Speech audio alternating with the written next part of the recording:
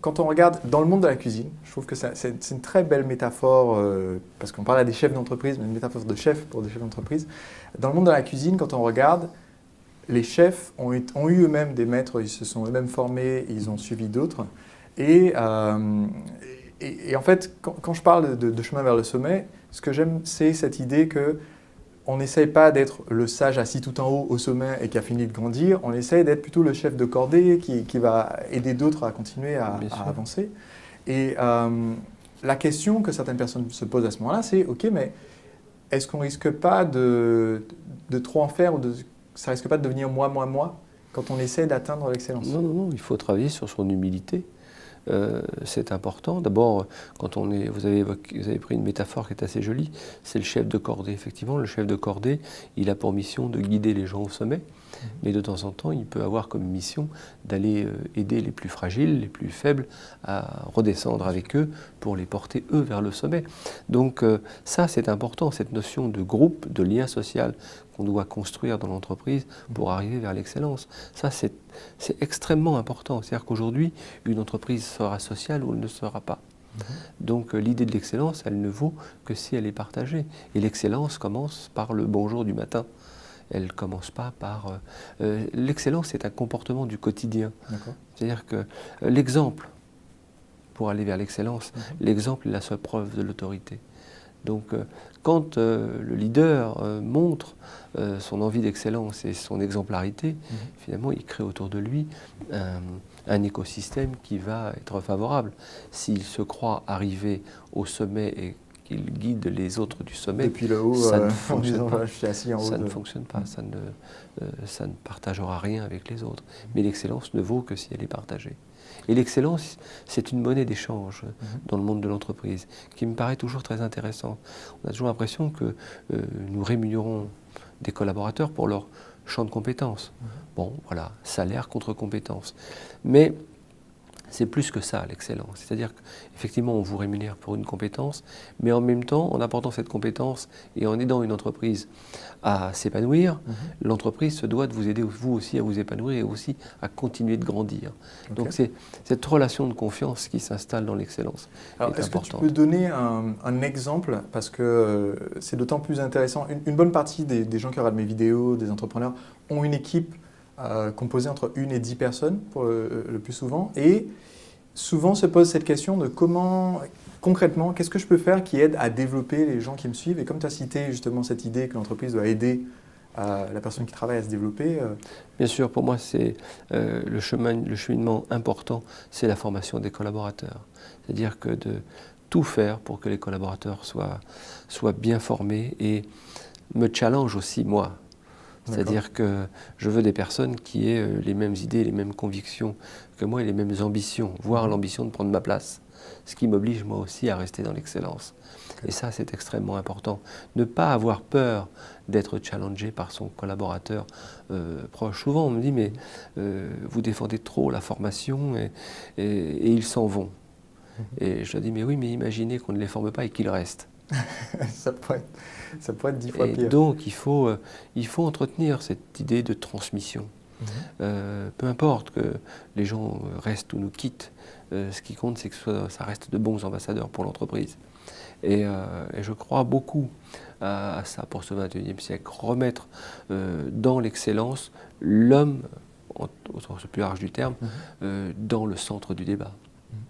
Parce que de ce que j'ai pu lire et découvrir sur tous les projets que tu lances, tu es très impliqué aussi sur le côté former des personnes, mais pas... Alors, ce que je trouve intéressant, c'est ce côté de former des personnes qui permettent de donner une chance à des gens qui ont la passion et qui ont ce besoin d'excellence, mais en même temps, qui a un travail de fait, une sélection de fait de ces personnes pour avoir des gens qui soient engagés dans cette démarche-là. Moi, je trouve que c'est très intéressant parce que dans le sous-titre de mon livre, je dis voilà, comment devenir le numéro 1 dans ce que vous faites. Et la réaction la plus spontanée, je pense que c'est un peu culturel, mais une des réactions les plus spontanées que les gens ont en voyant ça, devenir numéro 1, c'est oui, mais si je deviens numéro 1, est-ce que ça veut dire que j'essaie d'empêcher les autres de grandir ou que je rabaisse les autres? Et en fait, dans ce que tu dis, c'est exactement l'inverse. Complètement. Complètement être numéro 1, d'abord, c'est pas c'est pas un grade acquis à vie. On est challengé en tant que numéro 1, donc il faut se préparer à redevenir numéro 2, voire numéro 3, voire numéro 4. Ce qui pousse à sortir de la zone de confort à nouveau. Ce qui pousse toujours à sortir de la zone de confort. Et numéro 1, ça se mérite. C'est pas quelque chose qu'on va obtenir comme un Graal suprême. Je pense que ça a été vrai à une époque, une espèce de management taylorique, comme ça, mais ce que je crois aujourd'hui, c'est que le turnover est beaucoup plus rapide et qu'il faut se challenger. Donc, numéro 1, c'est pas empêcher les autres de grandir. Dans le risque du numéro 1, est-ce que quelqu'un ne nous a pas porté jusqu'à notre niveau d'incompétence ? Donc ça oblige le numéro 1 à être encore dans l'exemplarité de la formation et d'aller chercher encore de la curiosité ailleurs et de continuer à évoluer, voire de sortir des fois. Moi, il y a une chose qui me terrifie dans le management, c'est quand il y a un trop bon manager dans un service, qu'il ne sache pas sortir de ce service pour laisser les autres grandir. Moi, j'appelle ça un éléphant dans la pièce. Et quand il y a un éléphant dans la pièce, c'est formidable, tout le monde est rassuré. Et les gens sont à 50% parce qu'ils disent finalement il est tellement génial ce manager qu'on n'a qu'à l'écouter finalement. C'est ça, c'est le joueur trop bon qui limite le reste. Donc moi j'aime bien que ce super manager passe à autre chose dans un autre secteur d'activité et qu'il laisse aussi les autres grandir et profiter de ce qu'il a apporté dans son service. Donc le numéro 1 n'est pas numéro 1 à vie, c'est pas comme ça que ça passe. C'est pas le numéro 1 dans le monde des affaires, dans le monde de l'entreprise, c'est pas un élu du divin. Voilà ce qu'il faut dire. Après, on croira ce qu'on veut, mais ce n'est pas un élu divin, y compris l'héritier d'une grande fortune. Bien, malgré toute une fortune, eh bien, on peut la dilapider très vite. C'est écrit comme ça. Donc il faut, en tant que numéro 1, au contraire, avoir cette envie de se remettre en question en permanence. Quand je te disais tout à l'heure, rigueur, engagement, régularité, cette posture de l'engagement, elle est la posture entre guillemets, du combattant pacifiste, mais du combattant quand même, qui est un esprit disponible. Et cet esprit disponible anticipe un petit peu tout ça. Mais si on se laisse aller à ne plus être dans l'exemplarité quand on est un manager, quand on est un numéro 1, eh bien évidemment, peu de chances que vous restiez numéro 1 très longtemps. Et donc ça veut dire qu'il faut rester près de ses équipes, près de ses hommes, et que les gens continuent à avoir envie de se battre pour vous. Et ça veut dire que l'exemple est la seule preuve de l'autorité du numéro 1. Donc il doit être plus exemplaire que les autres. Alors j'ai deux très rapides questions pour clôturer cette interview. La première, c'est il y a un thème qui est commun, on va dire, à ce que j'aborde avec les personnes que j'interviewe, qui est le thème de la liberté. Autant de mon livre que mon séminaire, ce concept d'entrepreneur libre. Et j'aime bien poser la question qui est, selon toi, qu'est-ce que c'est que d'être libre? Qu'est-ce que c'est que d'être un entrepreneur libre, quelqu'un qui est... Libre, c'est d'avoir cette capacité à changer assez rapidement pas d'entreprise, mais de se construire suffisamment en tant qu'homme, en tant qu'individu donc, pour pouvoir être libre de ses choix. Choix de rester dans une entreprise, choix de la quitter, soit d'entreprendre soi-même quelque chose dans sa propre entreprise, mais c'est cette capacité à avoir suffisamment de moyens physiques et intellectuels pour s'engager à faire autre chose. Ça fait partie de l'homme libre. Et dans nos centres de formation cuisine mode d'emploi ou boulangerie mode d'emploi, c'est la première des choses que je m'efforce de dire à ces jeunes stagiaires en leur disant « Je suis là pour construire avec vous des hommes libres. Libres de travailler avec nous, mais libres aussi de travailler ailleurs que dans notre entreprise. » Donc la formation que vous recevez ici, elle est pour faire de vous des hommes libres et instruits. Et ça, c'est très important. La liberté de se mouvoir sur cette planète est pour moi essentielle. Donc ça veut dire qu'il faut aider ceux qui sont en difficulté à s'instruire pour que ça devienne des hommes libres et pas des hommes qui risqueraient d'être asservis par des gens qui chercheraient à les enfermer dans un seul modèle. Ok, super. Et dernière question. Donc là, je suis en train de préparer un livre toujours sur ce thème, justement, de la liberté, de se lancer dans sa passion.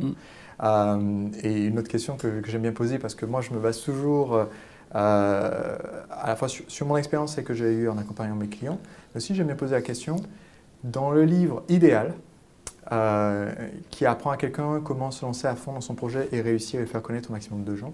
Qu'est-ce que je ne devrais absolument pas oublier d'aborder comme sujet?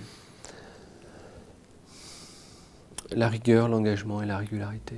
Okay. Il ne faut pas chercher à inventer des choses trop compliquées. C'est-à-dire qu'on a l'impression qu'on va répondre sur des grands principes de management, que telle ou telle personne aurait écrit des grands principes de management. Et l'être humain est quelque chose d'assez fragile, d'assez solide et en même temps d'assez fragile. Donc, je pense qu'il faut construire des choses assez sages, mais avec beaucoup de rigueur, beaucoup d'engagement. Comme je le disais tout à l'heure, c'est une posture, l'engagement du corps et de l'esprit et de la régularité. Ce n'est pas la peine tout de suite de chercher à courir le 100 mètres à la vitesse d'un médaillé olympique. Ce n'est pas le souci, surtout si vous n'êtes pas fait pour ça.